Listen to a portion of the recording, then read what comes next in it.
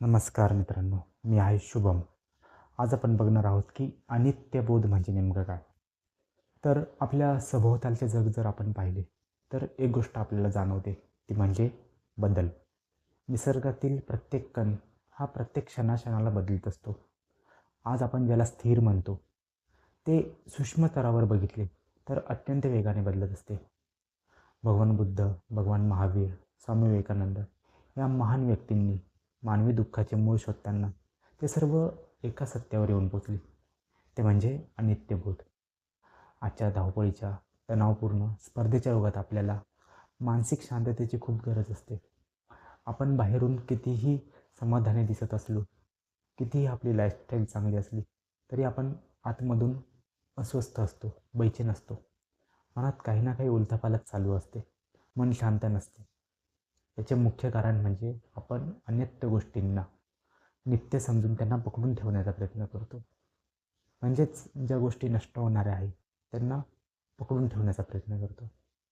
तर ह्या व्हिडिओच्या माध्यमातून आपण हेच शिकणार आहोत की अनित्यबोध स्वीकार करून आपण शांती कशा प्रकारे मिळवू शकतो.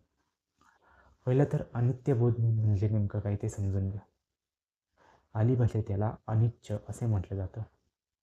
अनिच्च या शब्दाचा अर्थ असा होता की जे कायमस्वरूपी नाही, जे बदलणारे आहेत, म्हणजेच नित्य. निसर्गाचा हा मूलभूत नियमच आहे. ज्या गोष्टींचा उगम झाला आहे त्या गोष्टीचा अंत निश्चित आहे. ज्या गोष्टी निर्माण होतात त्या कधी ना कधी नष्ट होणारच. आता समजा तुम्ही तुमच्या बाल्कनीमध्ये सकाळी एक सुंदर गुलाबाचे फूल पाहिले.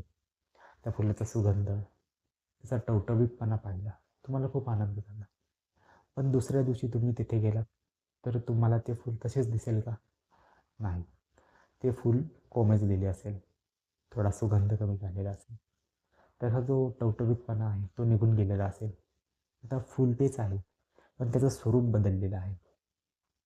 आता हे फूल आणि आपलं जीवन हे जोडून पहा, ते सारखंच आहे. आपलं शरीर, आपले विचार, आपल्या भावना आणि आपली परिस्थिती हे सर्व त्या गुलाबाच्या फुलासारखेच अनित्य आहे. आज आपले शरीर स्वस्थ आहे, तरुण आहे, जवान आहे. तर काही दिवसांनी हे जे शरीर आहे हे म्हातारा होऊन जाणार, वृद्ध होणार, चेहऱ्यावर सुरकुत्या पडणार, केस पांढरे होणार, शरीर थकून जाणार. तसंच आपलं विचार देखील आहे. विचार, भावना या देखील बदलणाऱ्या आहेत. लहानपणी आपण जसे विचार करायचो तसं आज करतो का? नाही. लहानपणी आपण अंधाराला घाबरायचो, आज घाबरतो का? नाही. लहानपणी वेगवेगळ्या खेळण्यांसाठी हट्ट करायचो, रडायचो, आज त्याच खेळण्या पाहून आपल्याला हसू येतं. आज आपण त्या खेळण्यासाठी रडतो का? नाही. म्हणजे आपलं शरीरच नाही, आपले विचार, आपल्या भावना हे सर्व बदलणारे आहेत. आपल्या शरीराप्रमाणेच आपले विचार, भावना देखील अनित्य आहे. आता भगवान बुद्ध म्हणतात की विश्वातील कोणतीही गोष्ट ही स्थिर नाही, ती अनित्य आहे. मग ते आकाशातील ग्रह, तारे, पृथ्वीवरील डोंगर, माती, समुद्राच्या लाटा सर्व काही बदलणारे आहेत. स्वामी विवेकानंद यालाच माया असे म्हणतात. माया म्हणजेच जे नाहीच आहे, जे प्रत्यक्षात नाही, जे दिसतं तसं नसतं. माया म्हणजे हेच आहे की प्रत्यक्षात नाहीच आहे, खोटं आहे सर्व. हे यालाच अनित्य म्हटलेलं आहे. आपल्याला हे जग स्थिर वाटते, स्थूल वाटते, पण सूक्ष्म स्तरावर बघितलं तर प्रत्यक्षात ते अनित्य आहे. प्रत्येक वेळा बदलत आहे, उत्पन्न होते, नष्ट होते. आता अनित्य म्हणजे काय ते जर समजले असेल तुम्हाला, तर बोध म्हणजे काय ते समजून घेऊ. अनित्य म्हणजे नष्ट होणे, उत्पन्न होणे, नष्ट होणे, कुठली गोष्ट कायमस्वरूपी नसणे हे तर समजलं. परंतु याची माहिती असणं, याची फक्त बुद्धिस्तरावर माहिती असणं म्हणजे बोध असं होत नाही. तर बोध याचा अर्थ असा होतो की आपण अनुभवावर जाणणे. अनेक लोकांना वाटतं की मला माहिती आहे की सर्व काही अनित्य आहे, सर्व काही बदलणारे आहे. पण माहिती असणे म्हणजे बोध नाही. तर प्रत्यक्ष बोध आणि माहिती असणे यात जमीन आसमानचा फरक आहे. आपण पुस्तकातून वाचतो किंवा कोणाकडून तरी ऐकतो की मृत्यू अटळ आहे, हे आपल्या बुद्धीला पटतं. पण जेव्हा आपल्या आयुष्यात आपलं कुणीतरी वारतं, आपलं कुणीतरी जातं, तेव्हा आपण दुःखी होऊन जातो, कोलमडून जातो, खूप आतून तुटून जातो. याचा अर्थ आपल्याला फक्त बुद्धिस्तरावर माहिती आहे, परंतु प्रत्यक्ष अनुभव नाही त्या गोष्टीचा. पण त्यालाच म्हणतात की बोध झालेला नाही. बोध म्हणजे माहिती असणे असं नाही. तर आध्यात्मिकतेमध्ये बोधचा अर्थ असतो की स्वतःच्या अनुभूतीवर उतरवणे. स्वतःच्या अनुभूतीतून जी काही माहिती आलेली आहे त्याला खऱ्या अर्थाने बोध म्हटला जातो. ध्यान करताना स्वतःच्या शरीरावर ज्या काही संवेदना होतात त्याच्या आधारे तुम्ही जो काही माहिती मिळते तुम्हाला, त्या संवेदना उत्पन्न होतात, नष्ट होतात, ही जी काही माहिती मिळते त्याच्या आधारे जो बोध होतो त्याला खरा बोध म्हणतात. विपश्यना साधना करताना जेव्हा तुम्ही साधनेला बसता तेव्हा तुमच्या शरीरावर खूप सारे बदल होताना तुम्ही बघत असता. वेदना होतात, संवेदना होतात, उष्णता निर्माण होते, खूप सारे बदल होतात. हे बदल तुम्ही फक्त पाहत नाही तर अनुभवता, प्रत्यक्ष अनुभवता, तेव्हा त्याला खऱ्या अर्थाने बोध म्हणतात. जोपर्यंत एखादे सत्य हे तुमच्या अनुभवावर उतरत नाही तेपर्यंत ते सत्य तुमचे नसते. आता याचं उदाहरण पाहूया. जर एखाद्या व्यक्तीने पोहण्याची 100 पुस्तके वाचली, पोहता कसं येतं त्याबद्दल खूप सारे पुस्तके वाचली, तर त्याला पोहता येईल असं होत नाही. जोपर्यंत तो पाण्याचा अनुभव घेत नाही, प्रत्यक्ष पाण्यात उतरत नाही, तोपर्यंत त्याला पोहण्याचा बोध होणार नाही. आध्यात्मिक जगात देखील हेच लागू पडते. अनित्य बोध घेण्यासाठी स्वतःला या शरीरामध्ये अनुभव घेणं खूप महत्त्वाचं असतं. अनुभूतीवर जो येतो त्यालाच बोध म्हणतात. भगवान बुद्धांनी जगाला सर्वात मोठी जी देणगी दिली ती म्हणजे विपश्यना विद्या. विपश्यना म्हणजे स्वतःच्या आतमध्ये विशेष प्रकारे पाहणे. तर स्वतःच्या आतमध्ये कशाला पाहायचं? स्वतःच्या आतमध्ये पाहून काय करायचं? स्वतःच्या आतमध्ये ज्या शरीरात ज्या काही संवेदना होतात त्या संवेदनाला पाहत पाहत आपले दुःख मुक्त करण्यासाठी भगवान बुद्धांनी हा मार्ग दिलेला आहे. बुद्धांनी सांगितले होते की मनामध्ये जे काही विचार उत्पन्न होतात त्या विचारांच्या काही विचार आणि आपलं शरीर जोडलेलं आहे. मनामध्ये कुठला विचार निर्माण झाला की त्याचा शरीरावर परिणाम होतो. तो परिणाम कशा होतो? संवेदनाच्या स्वरूपात प्रकट होतो. जसं की जेव्हा तुम्हाला राग येतो तेव्हा तुमच्या श्वासाची गती वाढते, हृदय जोरजोरात धडधड करते, अंगात उष्णता निर्माण होते. जर तुम्ही त्या रागाच्या विचारांवर काम करण्याऐवजी शरीरावरील त्या उष्णतेकडे पाहिले, धडधडीकडे पाहिले, ती जी काही घबराट होते त्याच्याकडे पाहिले, तटस्थपणे पाहिले, तर तुम्हाला जाणवेल की ती उष्णता अनित्य आहे, ती धडधड अनित्य आहे, ती थोडा वेळ वाढेल नंतर कमी होऊन जाईल. जी काही उष्णता आहे ती निर्माण होईल, थोड्या वेळाने शांत होणार. हे तुम्ही प्रत्यक्ष पाहता. ही जी काही लढाई असते संवेदनांची ती आपल्या आतमध्ये होत असते आणि त्याच्यामुळेच आपण राग, द्वेष हे सगळ्या गोष्टी करत असतो. आपण बाहेरच्या परिस्थितीला किंवा व्यक्तींना दोष देतो, पण खरी लढाई ही आपल्या आत असते, ती संवेदनांची असते. सुखद संवेदना आली की आपण तिच्या मागे धावतो आणि दुःखद संवेदना आली की तिचा तिरस्कार करतो, द्वेष करतो. अनित्यबोध आपल्याला या दोन्ही टोकांपासून समतेवर आणण्याचा प्रयत्न करतो, समता शिकवतो. अनित्यबोध प्राप्त करण्यासाठी 3 पायऱ्या महत्त्वाच्या आहेत. पहिला म्हणजे आपलं शील उत्तम पाहिजे. शील म्हणजे काय? तर आपलं वर्तवणूक, आपली नीतिमत्ता, वागणं. जर तुमचं आचरण शुद्ध नसेल, तुम्ही खोटं बोलत असाल, तुम्ही कुणाला तरी फसवत असाल, लबाडी करत असाल, तर तुमचं मन त्यामुळे शांत होणार नाही. मनामध्ये उलथापालथ चालूच राहील. अशुद्ध मन असेल तर तुम्ही खोलामध्ये जाऊ शकत नाही. म्हणून शील हा ध्यानाचा खूप मोठा पाया आहे. दुसरं म्हणजे समाधी. एकदा का तुमचं आचरण शुद्ध झालं की तुम्ही मनाला एकाग्र करता आणि एकाग्र करण्यासाठी आनापान साधना शिकतात. आनापान साधनेबद्दल मी व्हिडिओ बनवलेला आहे, तो तुम्ही पाहू शकता. तर आनापान साधना केल्याने तुमचं मन एकाग्र होतं, तुम्ही समाधीमध्ये पुष्ट होतात आणि त्या समाधीच्या आधारे तुम्ही पुढे प्रज्ञा जागृत करतात. स्वामी विवेकानंद म्हणायचे की मनाची एकाग्रता हे सर्व ज्ञानाचे रहस्य आहे. मन एकाग्र झाले की खूप काही गोष्टी साध्य करता येतात. मन एकाग्र झालं तर ते लेझर किरणासारखं असतं, जे सत्याचा शोध लवकर घेऊ शकतो. तर मन एकाग्र झाल्यानंतर तुम्हाला शरीराचं निरीक्षण करावं लागतं आणि त्या निरीक्षणातून प्रज्ञा विकसित होते.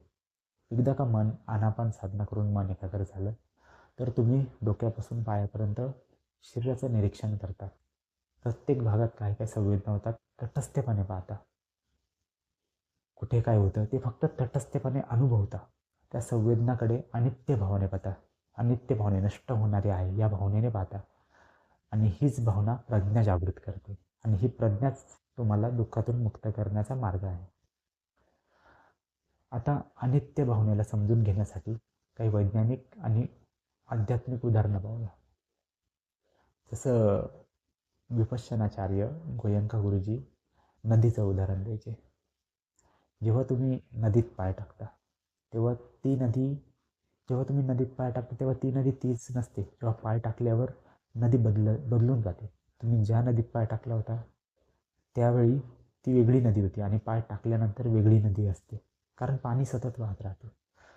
दुसऱ्या क्षणी तुम्ही पायाला स्पर्श करणारं पाणी नवीन येतं, प्रत्येक क्षणी नवीन पाणी येत राहतं. म्हणजे तुम्ही पाय टाकता तर पाणी वाहत असतं, म्हणजे प्रत्येक वेळा सेकंदाला नदी ही वाहत असते. तसंच आपलं शरीर देखील एक वाहणारी नदीच आहे. आपल्या शरीरातील पेशी सतत मरत असतात आणि नवीन जन्माला येत असतात. प्रत्येक सेल्स उत्पन्न होतो, नष्ट होतो, उत्पन्न होतो, नष्ट होतो. हे आपण जाणतोच. आपल्या शरीरात जे काही आपलं शरीर जे काय ते प्रत्येक क्षणाला उत्पन्न होते, नष्ट होते, उत्पन्न होते, नष्ट, हे सूक्ष्म स्तरावर होते. आता आपण बल्बचा प्रकाश पाहतो तर बल्बचा प्रकाश आपल्याला स्थिर वाटतो, पण प्रत्यक्षात ती विद्युत प्रवाह एका सेकंदाला खूप वेळा उत्पन्न होते, नष्ट होते, उत्पन्न होतोय, नष्ट होतो. तो इतक्या वेगाने येतोय जातोय की तुम्हाला तो बल्ब एकसंध जळताना दिसतोय. तसंच आपलं शरीर हे कल्पांचे बनले आहे. कल्पांचे म्हणजे सब ॲटॉमिक पार्टिकल्सने बनलेले आहे. हे जे काही सब ॲटॉमिक पार्टिकल आहे ते एका सेकंदामध्ये अब्ज वेळा नष्ट होतात, उत्पन्न होतात, नष्ट होतात, उत्पन्न होतात.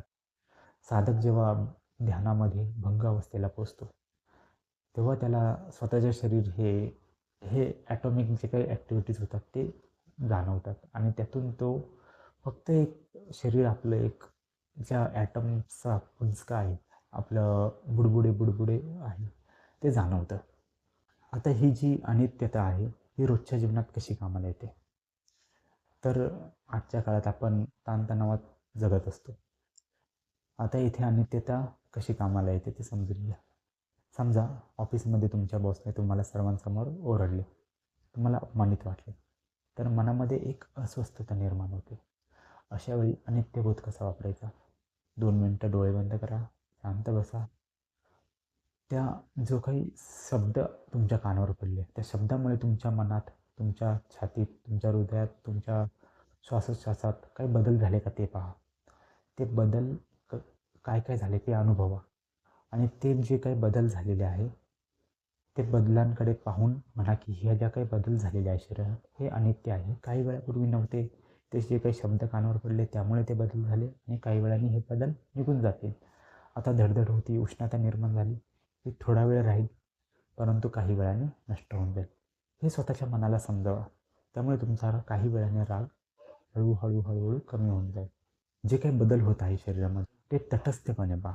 ते तटस्थपणे पाहत राहा आणि स्वतःला सांगा, हा जो ताण आहे, ह्या भावना आहे, ह्या संवेदना आहे, ह्या अनित्य आहेत. हे 5 मिनिटापूर्वी नव्हतं, आत्ता आहे, 5 मिनिटानंतर ह्या नसणार. असे तुम्ही समजावा. हे जे काही संवेदना जाणवत आहे ते पाहत राहा आणि ते पाहता पाहता मनाला समजावा, हां, या संवेदना आल्या, राग आला, शरीरात धडधड वाढली, उष्णता वाढली, असं समजवत राहा. 1, 2 मिनटं, 3 मिनटं तुम्ही समजवलं तर काही वेळाने आपोआप तुमचा राग हळूहळू निघून जाईल. असे केल्याने तुम्ही तणावातून वेगळे होता. म्हणजे तुम्ही मनाचे गुलाम राहत नाही, तुम्ही परिस्थितीचे गुलाम राहत नाही. स्वामी विवेकानंद म्हणायचे की बाहेरच्या जगाचा तुमच्यावर तेव्हाच परिणाम होतो जेव्हा तुमचं मन कमजोर असतं. म्हणून मनाला अनित्यबोधामुळे पुष्ट करा. अनित्यबोध मनाला इतकं शक्तिशाली बनवतो की बाह्य परिस्थिती तुम्हाला काही बिघडू शकत नाही. तसंच तुम्हाला काही व्यसन असेल, व्यसन देखील अनित्यबोधामुळे सुटू शकतं. व्यसनमुक्तीसाठी देखील अनित्यबोध उपयोगी पडतो. आता व्यसन म्हणजे काय असतं? व्यसन म्हणजे नेमकं काय? तर व्यसन म्हणजे काय असतं की आपण काहीतरी सिगरेट पिली, दारू पिली तर आपल्या शरीरावर काहीतरी संवेदना निर्माण होतात आणि त्या संवेदना आपल्याला हव्याशा वाटतात. आता त्या सुखद संवेदना आपल्याला हव्याशा वाटतात ना, त्यामुळेच आपल्याला ती तल्लफ निर्माण होते. आता जर आपल्याकडे तल्लफ निर्माण झाली, आपल्याला असं वाटते की आता सिगरेट प्यावा, आता दारू प्यावा, अशी तल्लफ निर्माण झाली, तर ती काही संवेदना निर्माण झाली, त्या संवेदनेकडे थोडा वेळ तटस्थपणे पहा. ही संवेदना कशी निर्माण झाली, का निर्माण झाली, किती वेळ राहते ते फक्त पहा. तुम्हाला सिगरेट पिण्याची तलफ झाली तर ती संवेदना पहा, सिगरेट पिण्याची तलप निर्माण झाली आणि स्वतःच्या मनाला समजा हो सिगरेट पिण्याची तलप निर्माण झाली, सिगरेट पिण्याच्या ज्या काही संवेदना आहेत शरीरात निर्माण होत आहे, तुम्हाला बेचैनी होईल, थोडा वेळ बेचैनी होईल. त्या बेचैनीकडे तटस्थपणे पहा, तटस्थपणे प्रतिक्रिया न देता पहा. पाहता पाहता पाहता हळूहळू हळूहळू ती जी काही संवेदना निर्माण झाली ती हळूहळू हळूहळू कमी होऊन जाईल आणि तुमचं व्यसन हळूहळू हळू कमी होईल. आपल्या सर्व दुःखाचे मूळ दोन गोष्टीत आहे. पहिलं म्हणजे आसक्ती, दुसरं म्हणजे द्वेष. आता हे आसक्ती म्हणजे काय, तर जेव्हा आपल्याला काहीतरी गोष्ट प्रिय असते आणि ती पकडून ठेवण्याचा आपण प्रयत्न करतो, तर ती पकडून ठेवण्याचा जे प्रयत्न करतो एखादी आवडणारी गोष्ट, तर तेव्हा त्याला आसक्ती म्हणतात. जेव्हा आपल्या आयुष्यात काहीतरी सुखद घडते आणि ते पकडून ठेवतो, पण ते अनित्य असल्यामुळे कधी ना कधी आपल्यापासून दूर जातं, तर तेव्हा आपल्याला दुःख होतं. दुसरं म्हणजे द्वेष. जेव्हा काहीतरी अप्रिय घडते, जेव्हा आपल्याला एखादी गोष्ट आवडत नाही पण तिचा तिरस्कार करतो, तर तीच गोष्ट आपल्यासोबत घडली तर आपल्याला राग येतो, आपल्या मनात जळण निर्माण होते आणि आपण आतूनच जळत असतो, म्हणजेच द्वेष असतो. एखादी अप्रिय घटना घडली तर आपल्याला त्याच्याप्रती द्वेष निर्माण होतो. अनित्यबोध आपल्याला या दोघांमध्ये समतोल कसं राहायचं हे शिकवतो. आपण आसक्तीमध्ये नाही राहायचं, द्वेषामध्ये नाही राहायचं, याच्यामध्ये समतोल कसा साधायचा हे आपल्याला अनित्यबोध शिकवतो. सुख आले तरी खूप रुळून जाऊ नये आणि दुःख आले तरी खचून जाऊ नये, हेच अनित्यबोध शिकवतं. समुद्राच्या लाटांप्रमाणे विचार हे येत असतात, जात असतात. परिस्थिती आपली बदलत असते, जात असते, येत असते, सुख येत असतं, दुःख येत असतं. परंतु या सुख आणि दुःखामध्ये तुम्ही कशा प्रकारे राहता ते महत्त्वाचं असतं आणि अनित्यबोध इथेच तुम्हाला कामी येतं. तुमच्या जीवनात खूप साऱ्या परिस्थिती येतील जातील, येतील जातील, परंतु अनित्यबोध तुम्हाला या परिस्थितीत तटस्थ कसं राहायचं हे शिकवत. आता अनित्यबोध म्हणजे पूर्णपणे जगण्याची कला असते. अनेकांना वाटतं की तटस्थ राहायचं, सुखात आनंदी व्हायचं नाही, दुःखात दुःखी व्हायचं नाही, म्हणजे काय माणूस उदास राहायचं का. तर अनेकांना तसं वाटतं की उदासीनतेचा मार्ग आहे हा, पण प्रत्यक्षात तसं नसतं. जेव्हा आपल्याला समजतं की हा क्षण पुन्हा येणार नाही, ही जी काही वेळ आहे ती पुन्हा येणार नाही, तेव्हा आपल्याला त्याची अधिक किंमत कळते. हा क्षण बदलणारा आहे, हा नित्य आहे असं जेव्हा आपल्याला समजतं, तेव्हा आपल्याला त्याची महत्त्व कळतं. म्हणून आपण आपल्या कुटुंबासोबत, मित्रांसोबत अधिक प्रेमाने वागू लागतो. सर्व काही बदलणारे आहे. आज मी आहे, उद्या नसेल, आज समोरची व्यक्ती आहे, उद्या नसेल. तर ह्या गोष्टी आपल्याला समजायला लागतात आणि त्यामुळे आपण अधिक दयाळूपणे, अधिक प्रेमळ बनायला लागतो. आपण क्षुल्लक छोट्या छोट्या कारणावरून जे भांडणं करतो ते सोडून देतो. कारण आणि आपल्याला माहिती आहे की हे कधी ना कधी नष्ट होणार, सगळं काही संपणार, म्हणून भांडण करून काय फायदा असं वाटतं. आणि ते बोध आपल्याला ना भविष्याची चिंता करायचं थांबवतं आणि वर्तमानात कसं जगायचं हे शिकवतं. अनित्यबोध ही एक अशी कला आहे जी आपल्याला पूर्णपणे वर्तमानात जगायला शिकवतं. वर्तमानात हा मार्ग कुठल्या धर्माचा नाही, तो शुद्ध निसर्गाचा नियम आहे. अनित्यता हा निसर्गाचा नियम आहे. जे काही उत्पन्न झाले ते कधी ना कधी नष्ट होणार.